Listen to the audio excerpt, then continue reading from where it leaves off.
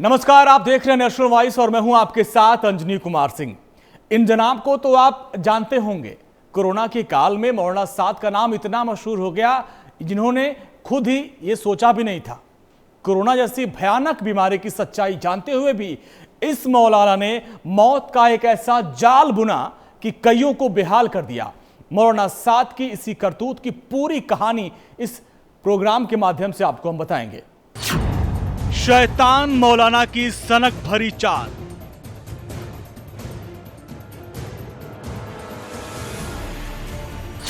मौलाना ने फैला दिया कोरोना का जाल।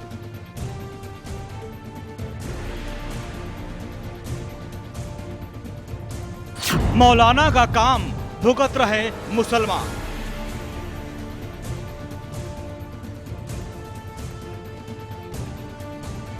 हिंदुस्तान में किसने घोला मजहबी रंग।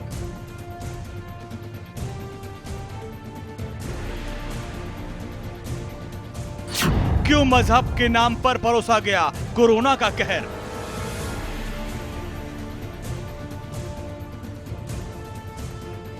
मौलाना साद की साजिश से पर्दा उठाएंगे। आज आपको दिखाएंगे मौलाना मौत का कोरोना जाल। तो देश भर में कोरोना का कहर फैलाने वाली इस कहानी की शुरुआत 1 महीने पहले होती है। जगह दिल्ली का निजामुद्दीन मरकज और आवाज थी मौलाना साद की। सोशल डिस्टेंसिंग की धज्जियां उड़ा दी गई और नतीजन हाल कुछ ऐसा हुआ कि कोरोना के मामले बेकाबू हो गए। सिलसिलेवार कहानी इस रिपोर्ट के जरिए आप समझिए।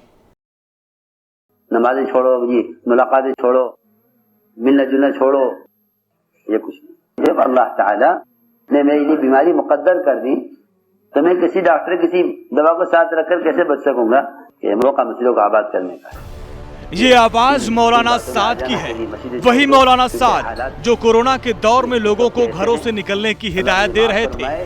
जिनकी अक्लों पर वही मौलाना साद जिन्होंने लोगों को कोरोना के कहर के बीच इकट्ठा होने की सलाह दे दी और नतीजा इतना भयानक हुआ किसी ने सोचा भी नहीं था। पूरे देश में कोरोना का हॉटस्पॉट दिल्ली के निजामुद्दीन का तबलीगी जमात बन गया और इस गुनाह आजम का आरोप लगा मौलाना साद पर। कोरोना के खतरे के बीच मार्च के महीने में मौलाना साद ने लोगों की भीड़ जुटाई। करीब 3000 लोग देश विदेश से आए और यहीं से बजना शुरू हुआ देश भर में कोरोना के खतरे का सबसे बड़ा अलार्म। और मौलाना के इस अलार्म ने एक पूरी की पूरी कौम को बदनाम करने में कोई कसर नहीं छोड़ी।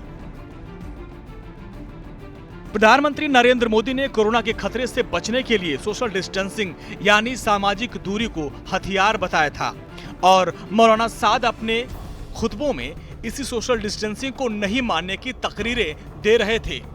नहीं यकीन आता तो 7 मार्च को सामने आए मौलाना साद के इस बयान को सुनिए।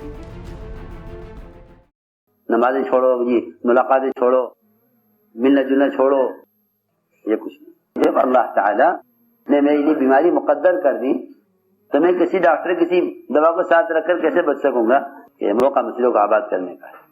ये इन बातों में आ जाना के लिए मस्जिदें छोड़ दो क्योंकि हालात ये इस वक्त के ऐसे हैं। नहीं, अल्लाह मुझे माफ फरमाए। जिनकी अक्लों पर गैरों का तसल्लुत होता है वो उनको ये मशवरे देते हैं कि आप मस्जिदें बंद कर दीजिए ताकि लोग जमा ना हो। मौका मस्जिदों को छोड़ने और बिखरने का नहीं है।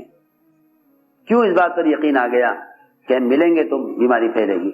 इसका यकीन क्यों नहीं है कि हम आमाल की निस्बत पर जमा होंगे तो अल्लाह ताला इन हल्कों में फरिश्तों को नाजिल करेंगे और फरिश्तों के नुज़ूल से दुनिया के अंदर सुकून और राहत। क्योंकि आप जानते हैं कि फरिश्तों का नुज़ूल असल सकीना है। फरिश्तों का नुज़ूल असल सकीना है ना। अब नतीजा देखिए इस अपील का कैसे मौलाना साद की ऑडियो के बाद देश भर में कोरोना का जाल गलियों तक कैसे पहुंच गया। कैसे एक एक करके लोगों को अपना शिकार बनाना शुरू किया कोरोना ने। आंकड़ों में देखिए और समझिए।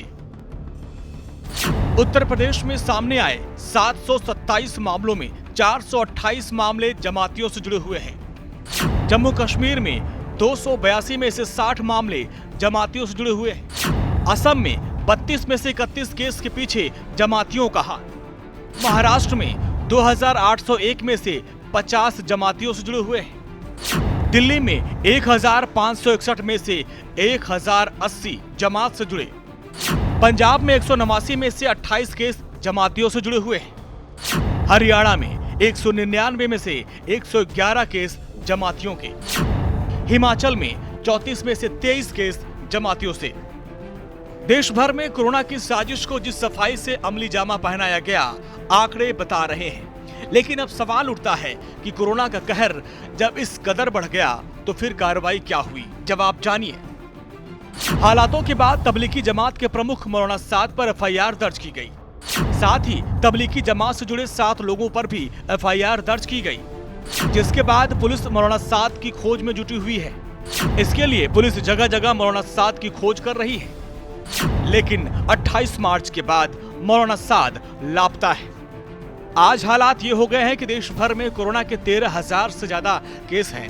लोग जिंदगी और मौत से जूझ रहे हैं और मौलाना साद देश भर में कोरोना बम फैलाने के बाद कहां छुपा हुआ है, कोई नहीं जानता।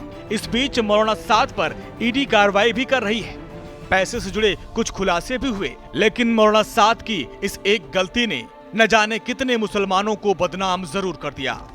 Bureau report, national voice.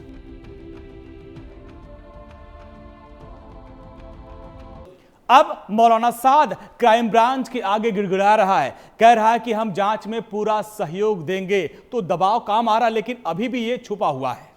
इसी के साथ हमारे इस खास पेशकश में इतना ही। नमस्कार।